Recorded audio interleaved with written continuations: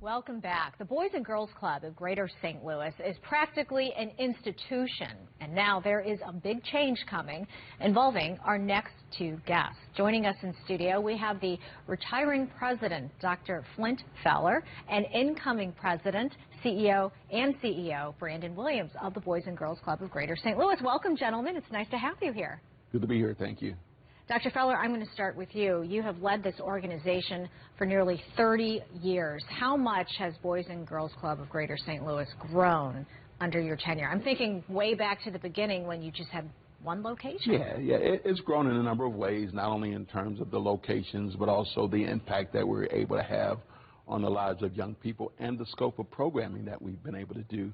Most people think of a traditional Boys and Girls Club as a swim and gym, the kind of place to keep kids off the street, keep them out of trouble. But our goal is to really help develop assets that are going to help them be successful long term. So we went from one location to as many as 11.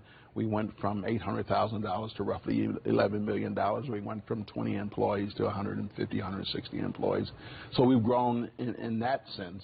Now the idea is how do we better shore up what it is that we've had in place in order to ensure that we're around for the long term. It is quite an accomplishment. And Brandon, bringing you in, big shoes to fill. Yeah, no, Dr. Fowler is a legend in St. Louis. So much institutional knowledge that he has, and that's why I'm sticking so close to him. I won't let him leave my side. I'm asking him questions over and over again. He's sending me a lot of reports and information, and now that the holidays are coming up, I have plenty of time to read. That's great. And you have an impressive resume yourself, experience here in St. Louis, NFL, and then the Battlehawks.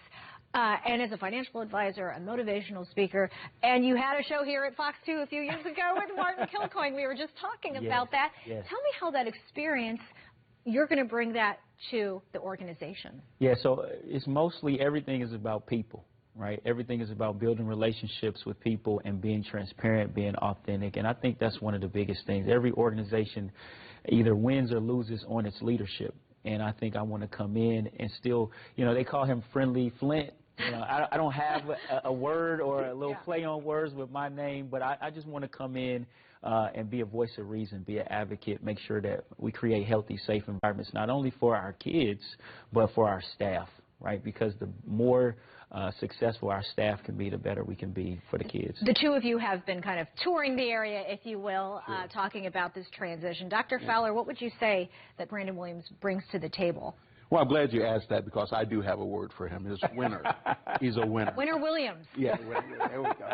And I think that as a testament to the kinds of things that he has put his hands to do, it comes out successful. And I think it's because of his dedication to hard work, which this takes, him realizing the value of a Boys and Girls Club experience because of the impact that it's had on his life. He talked about relationships, and not only having relationships with our donors and supporters and our board, but the relationships with the families that we are given the opportunity to work with. So I see him as a winner. He's able to pull all those things together, kind of let bubble up inside of him those things that have brought success to his table and put those things into action for the Boys and Girls Club. And Brandon, you were a club youth. Yes.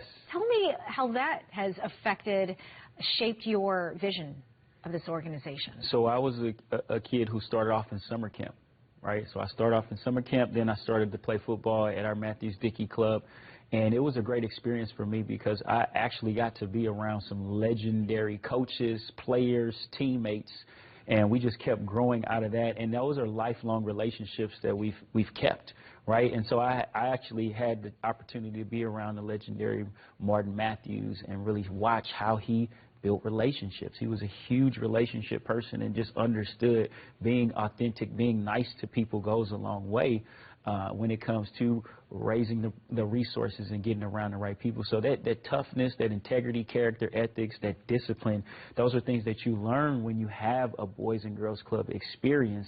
And that's something that you carry through education, through your career, through being a parent or, having a marriage or whatever that may be. Those are things that you want to have and continue to build on. This is a full circle moment for you in many ways. It really is because, I was able to lead our Battlehawks, right? That's our football team. And that was a very outstanding moment for me as well, because I played in the Dome in high school, played in the NFL, and now I was a commentator. And then I get the opportunity to come back and run the team, and now getting the opportunity to influence the outcomes of the youth in the city that I grew up in is extremely important. And to have that real walk the walk experience. Yes. What kinds of questions have you had for Dr. Fowler? Oh boy. Man, who should I be meeting? Who should I be talking to? What are some of the things? Because whenever you take a new role, a new job, there's things that intrinsically stay inside of the organization that they don't communicate, right? And so asking him those questions of what is it that I'm not seeing that I need to be seeing? How did you handle this in the past, right? So not specifically about finances or operations, but really how did you manage certain things, and then helping me to be able to make the decision, do I want to manage it that way, or do I want to come in and really change this direction so that people can distinctly see this is how I'm moving and how I'm doing things, and it's important. And Dr. Fowler, it is about kind of managing finances and what you do in the front office. A lot of it is also about connecting with people. It really is, and you have to have your act together in those areas in order for people to know that you're going to manage things appropriately once they turn over their hard-earned dollar to you. And I think Brandon is a great example of someone who's been able to pull those desperate pieces together and align them long-term to benefit our kids. And I think us connecting now gives me the chance to say, hey, I've talked with this guy, I've watched him, I know his family, you can trust him, and you can be assured that he's going to take your investment and put it to the best use for the good of our community. What would you say is your greatest accomplishment?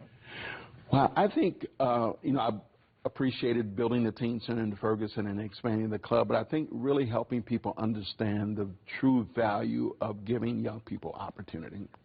This idea of hope, this idea of making an investment in their lives now that are going to pay tremendous dividends in the future. So raising the bar in terms of youth development. Now, where are you going after this? That's what I want to know. According to Brandon, I'm not going anywhere. Okay. He's not going anywhere. He'll be close to me. Don't worry, you all. I have him. He's on speed dial. Yeah, I'm sure he'll say, I've got this, and I expect that to happen pretty soon. But I'm really interested in maintaining a connection to young people, because I think that's the area that's really going to help St. Louis to continue to grow and prosper. I want to do some things around literacy, so those of you who are involved in literacy activities, give me a buzz. And I'm just thinking, working to make St. Louis the kind of place that we all want it to be. I just happen to think that starts with investing in young people. Well, I'm glad to hear that you're still just kind of a phone call or text away, because Brandon's going to be Just a little bit. Yeah, lean on him just a little bit. Don't let him fool you. Yeah, he's really good. I was so happy, though, that I got this last 2 months of the year to really sit with him, to talk to him, and to pick his brain, so that once January actually hits, it's not me trying to figure things out. It's more so, hey, this was the plan that we kind of sat down and talked about for the last 2 months. People know who I am, they know I'm here, and so now we can really hit the ground running in January. This has been a great transition. I look forward to the future, but I'm so grateful for what we've seen here with the Boys and Girls Club of Greater St. Louis, and congratulations on your retirement, Dr. Fowler, and congratulations to you. Thank you.